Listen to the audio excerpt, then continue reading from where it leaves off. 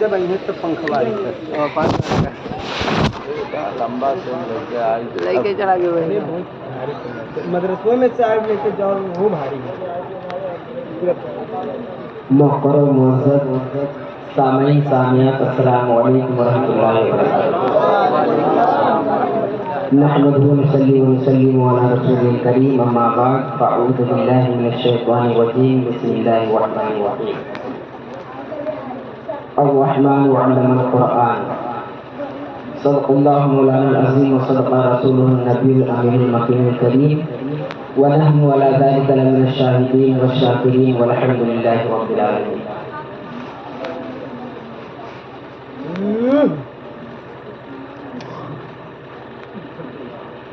हज़रात,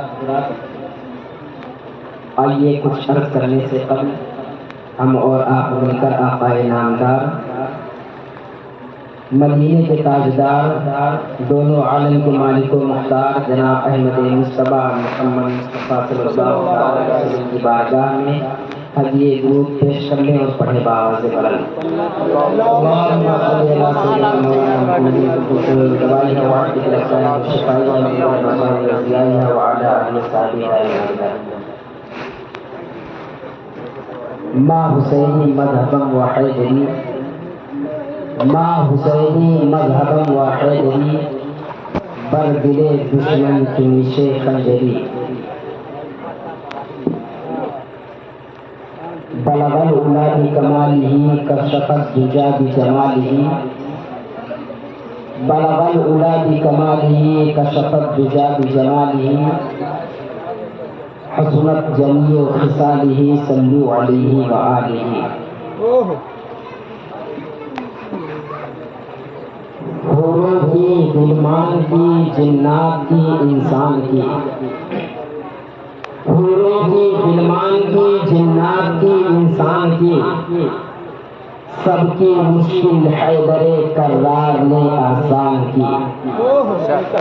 हूरों की गुलमान की जिन्नात की इंसान की सबकी मुश्किल हैदरे कर्रार ने आसान की। और आ गए खत्मुर रसूल की गोद में मौला अली आ गए खत्मुर रसूल की गोद में मौला अली गुफ्तगू होने लगी कुरान से कुरान की गुफ्तगू होने लगी कुरान से कुरान की। हज़रात, इस बात की खुशी दिल में होती है कि ज़िक्र शहीदे आज़म की महफिल रचाई और बसाई गई, लेकिन इस बात की ठेस भी दिल में पहुंचती है, इस बात की तकलीफ भी दिल में होती है जब लोग अपने घरों से चलकर महफिले हुसैन में नहीं आते हैं। हज़रात, अल्लाह और उसके रसूल के ज़िक्र की अहमियत, सिद्दीकीन शुहदा सालिहीन के ज़िक्र की अहमियत क्या है अगर हमें पता चल जाए, हमें मालूम हो जाए तो हम अपनी नींदों को कुर्बान कर दें उस जिक्र में आने के लिए, हम अपनी नींदों को गंवा दें उस जिक्र में बैठने के लिए। आपको मैं बताऊं, रब तबारक व तआला कुरान करीम में इरशाद फरमाता है फज़कुरूनी अज़कुरकुम, जिसका तर्जुमा ये है कि तुम मेरा जिक्र करो, ऐ बंदो तुम मेरा चर्चा करो, फज़कुरूनी मेरा चर्चा करो, अज़कुरकुम मैं तुम्हारा चर्चा करूंगा। हदीस मुबारका में आता है जब लोग इकट्ठा होकर रब तबारक व तआला का जिक्र करते हैं, रब तबारक व तआला की हम्दो सना बयान करते हैं तो रहमत के फरिश्ते उस मजमे में बैठने वालों को अपने परों से ढांप लिया करते हैं और रब तबारक व तआला उस जिक्र में रब की चर्चा करने वालों की चर्चा रब तबारक व तआला फरिश्तों के दरमियान करता है और फरमाता है फरिश्तों गवाह रहना इस महफिल में बैठकर जो लोग मेरी हम्दो सना बयान कर रहे हैं, ये लोग इस महफिल में आए थे गुनाहों को लेकर, लेकिन जब इस महफिल से अपने घरों की तरफ जाएंगे तो गुनाहों से पाक व साफ होकर जाएंगे। ये है महफिल का जिक्र। یہ ہے محفل میں آنے کا فائدہ۔ انبیاء کرام کی محفل، انبیاء کرام کا تذکرہ، صدیقین، شہداء، صالحین کا تذکرہ، اولیاء کرام کا ذکر بالواسطہ رب تبارک و تعالیٰ کا ہی ذکر ہے۔ تو ہم جو یہاں ذکر شہید اعظم منا رہے ہیں، بالواسطہ ہم رب تبارک و تعالیٰ کا ہی ذکر کر رہے ہیں۔ تو ذکر میں آنے کی بہت بڑی فضیلت ہے، محفل شہداء کرام میں آنے کی بہت بڑی فضیلت ہے۔ بندہ اپنے گھروں سے گناہوں کو لے کر آتا ہے، لیکن جب اس محفل سے اٹھ کے جاتا ہے تو رب تبارک و تعالیٰ اس کو گناہوں سے پاک و صاف فرما دیتا ہے۔ اور آج ہم محفل رسول میں آنے کے لیے کتراتے ہیں، محفل ذکر حسین میں آنے کے لیے کتراتے ہیں۔ ہم ادھر ادھر گھومتے رہتے ہیں، ادھر ادھر اپنے وقت کو برباد کر دیتے ہیں۔ محفل امام حسین ہوتا رہتا ہے، لیکن ہمارا دل گوارا نہیں کرتا ہے کہ اس میں جا کر بیٹھ جائیں۔ آپ کو میں بتاؤں، آدمی دنیا میں جب کسی کو چاہتا ہے تو اس کا ذکر کرتا ہے، اس کو یاد کرتا ہے۔ آپ اس دنیا میں دیکھ رہے ہیں، پارلیمنٹ میں لوگ کھڑے ہوتے ہیں یا الیکشن میں کھڑے ہوتے ہیں تو ہر ایک کے ماننے والے ہوتے ہیں، ہر ایک کے پرچار کرنے والے ہوتے ہیں، ہر ایک کے ماننے والے اپنے اپنی پارٹی کا پرچار کرتے ہیں۔ کچھ لوگ نعرہ لگاتے ہوئے چلتے ہیں، کچھ لوگ صرف اس میں شامل ہوتے ہیں، نعرہ نہیں لگاتے ہیں لیکن شامل ہوتے ہیں۔ اور وہ کس لیے کرتے ہیں؟ تاکہ وہ جس پارٹی کا چرچا کر رہے ہیں، جس پارٹی کا نعرہ لگا رہے ہیں، اس کی نظروں میں محبوب ہو جائے۔ تو محبوب ہونے کے لیے وہ لوگ اس کا نعرہ لگا رہے ہیں کہ وہ الیکشن جیت جائے۔ تو ہم امام حسین کے قرب میں آنے کے لیے، امام حسین کے سے قریب ہونے کے لیے ان کے محفل میں کیوں نہیں آ سکتے ہیں؟ اور یہ امام حسین سے قریب ہونے کا ایک ذریعہ ہے، ان سے محبت کرنے کا ایک طریقہ ہے کہ ہم ان کے نام پہ محفل امام حسین رچاتے ہیں اور اس میں حاضر ہو کر ان کے بیانات کو سنتے ہیں اور علماء کرام کے بیانات کو سناتے ہیں۔ تو یہ ان سے قریب ہونے کا ایک ذریعہ ہے، ان سے محبت کا اظہار کرنے کا ایک طریقہ ہے۔ اور رب تبارک و تعالیٰ کا قرب حاصل کرنے کے لیے ہمیں رب کی محبت پانے کے لیے آقا کی محبت پانا ضروری ہے۔ رب تبارک و تعالیٰ فرماتا ہے قل ان کنتم تحبون اللہ فاتبعونی یحببکم اللہ۔ اے محبوب آپ فرما دیجئے کہ اگر اے لوگوں تم رب کا قرب حاصل کرنا چاہتے ہو، رب کو محبوب رکھنا چاہتے ہو تو مجھ سے محبت کرو، رب تبارک و تعالیٰ تمہیں اپنا محبوب بنا لے گا۔ رب کی محبت پانے کے لیے آقا کی محبت ضروری ہے، اور آقا کی محبت پانے کے لیے اہل بیت کی محبت ضروری ہے۔ آقا کی محبت پانے کے لیے اپنی جان سے زیادہ، اپنے مال سے زیادہ، اپنی اولاد سے زیادہ رسول کی محبت ہونی ضروری ہے۔ تب آپ رسول کی محبت پا سکتے ہیں، اور رسول کی محبت مل گئی تو آپ رب کی بھی محبت حاصل کر سکتے ہیں، رب کے بھی محبوب بن سکتے ہیں۔ تو حضرات اسی لیے شہداء صالحین کا ذکر کیا جاتا ہے، شہداء صالحین کے نام پر محفلیں رچائی اور بتائی جاتی ہے تاکہ ہمیں ان کا قرب حاصل ہو جائے، ہم ان کے قریب ہو جائیں اور ان کے وسیلے سے ہم رب تبارک و تعالیٰ کی بارگاہ تک پہنچ سکیں۔ تو حضرات اور حضرت علی خواص رحمۃ اللہ علیہ فرماتے ہیں کہ اہل بیت اطہار کی عظمت وہ ہے، سادات کرام کا مرتبہ وہ ہے، ان کے لیے ہم پر یہ حق بنتا ہے کہ ہم اپنی روحیں ان پر قربان کر دیں۔ حضرت علی خواص رحمۃ اللہ علیہ فرماتے ہیں کہ سادات کرام کے لیے ہمیں اپنی روحیں قربان کر دینی چاہیے، لیکن آج بندہ اپنی نیند قربان کرنے کے لیے تیار نہیں ہے، آج بندہ ان کے نام پر اپنا وقت قربان کرنے کے لیے تیار نہیں ہے۔ محترم بزرگوں اور دوستوں، اگر امام حسین کا قرب چاہتے ہو، بھلائی چاہتے ہو تو ان کے ذکر میں بیٹھا کرو، اس لیے کہ رب کے قریب ہونے کا ایک ذریعہ ہے، رب کے قرب خاص میں پہنچنے کا ایک ذریعہ ہے۔ درود پاک پڑھے تو میں آیت کریمہ پر گفتگو کروں۔ اللہم صلی علی سیدنا مولانا محمد بارک وسلم صلاۃ و سلام علیک یا رسول اللہ صلی اللہ تعالی علیہ وسلم۔ حضرات میں نے کل بیان کیا تھا، آقا کریم صلی اللہ تعالیٰ علیہ وسلم نے اپنے بستر مبارک پر حضرت علی کو لٹایا۔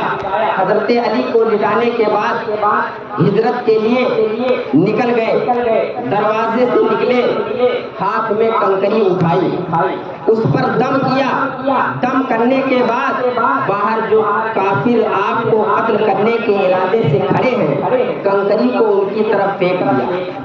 کنکری کو ان کی طرف پھینکنے کے بعد آپ کافروں کے درمیان سے نکل گئے، کافروں کو خبر تک نہیں۔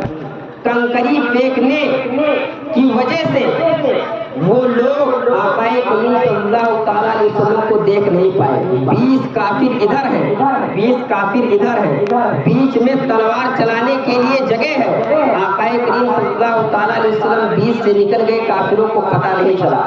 اب کچھ ہمت کرنے کے بعد یہ لوگ جب اندر دروازے سے گھر میں داخل ہوئے، چلو دیکھتے ہیں، اور آگے چلنے کے بعد گھر میں گھسنے کے بعد محمد ابن عبداللہ کو قتل کر دیتے ہیں۔ جب یہ لوگ ہمت کر کے اندر گھسے، ان لوگوں نے دیکھا کہ چادر کے اندر کوئی سویا ہوا ہے، چادر کے اندر کوئی لیٹا ہوا ہے، لیکن انہیں خبر نہیں ہے کہ نبی لیٹا ہے یا علی لیٹا ہے۔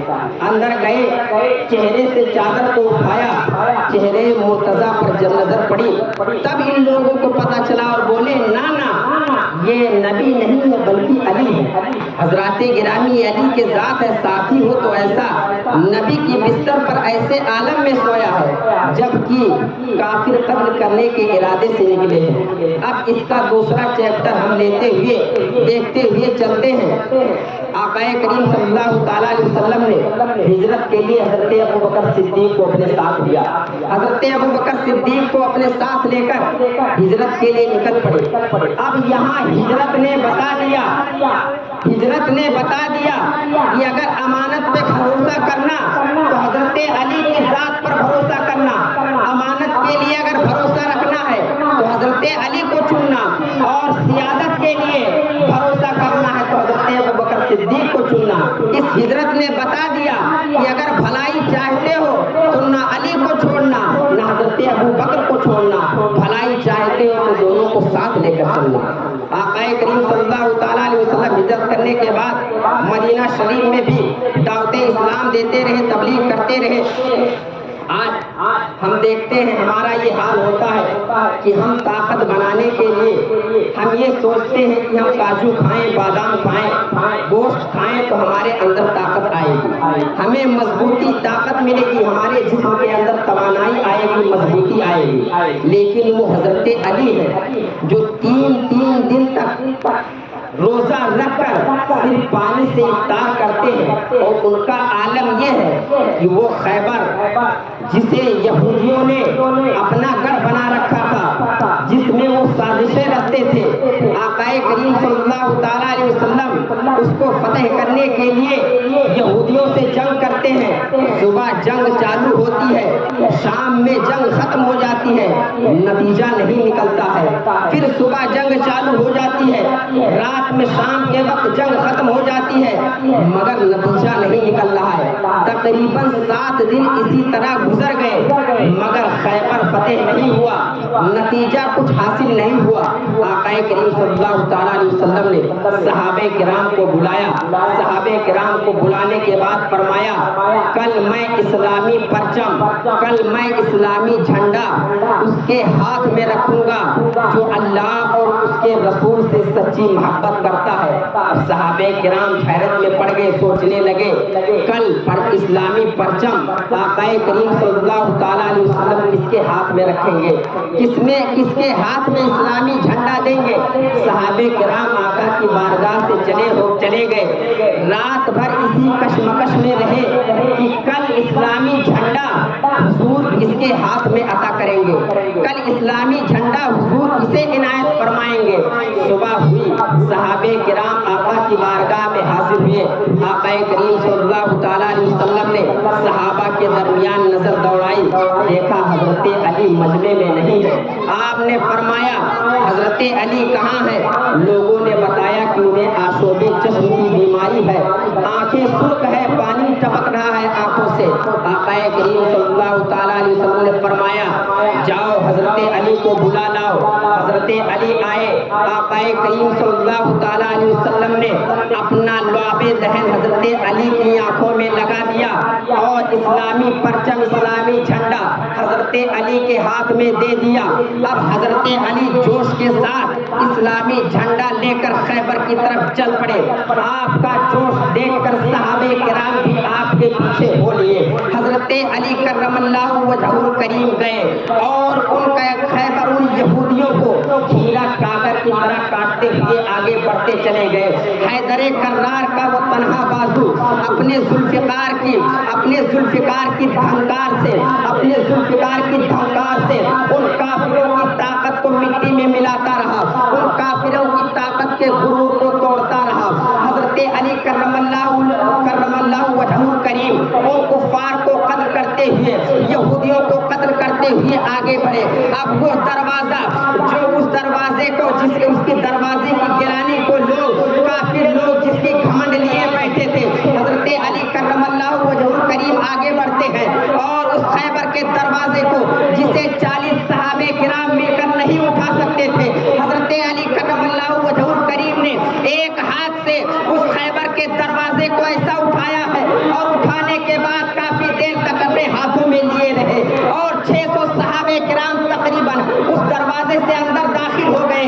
اس کے بعد حضرت علی رضی اللہ تعالیٰ عنہ نے خیبر کے دروازے کو ایسا پھینکا ہے گویا اس طرح لگ رہا تھا کہ خیبر کا دروازہ وہاں تھا ہی. یہ حضرت علی کی طاقت جو 3 دن پیاسے رہ کر روزہ رہ کر یہ طاقت حضرت علی کرم اللہ وجہہ کریم کی ہے کہ 40 صحابہ کرام مل کر وہ دروازہ اٹھا نہیں پاتے تھے. حضرت علی کرم اللہ وجہہ کریم ایک ہاتھ سے خیبر کے دروازے کو اٹھا کر پھینک دیتے ہیں اور ایسا پھینکتے ہیں گویا کہ وہاں خیبر کا دروازہ تھا ہی. حضرات خصوصی خطاب کے لیے خصوصی خطیب آ چکے ہیں. میں اپنی گفتگو کو ختم کر رہا ہوں. رب تبارک و تعالیٰ کی بارگاہ میں دعا ہے ہم سب کو اہل بیت اطہار سے محبت کرنے کی توفیق عطا فرمائے. وما علینا الا البلاغ السلام.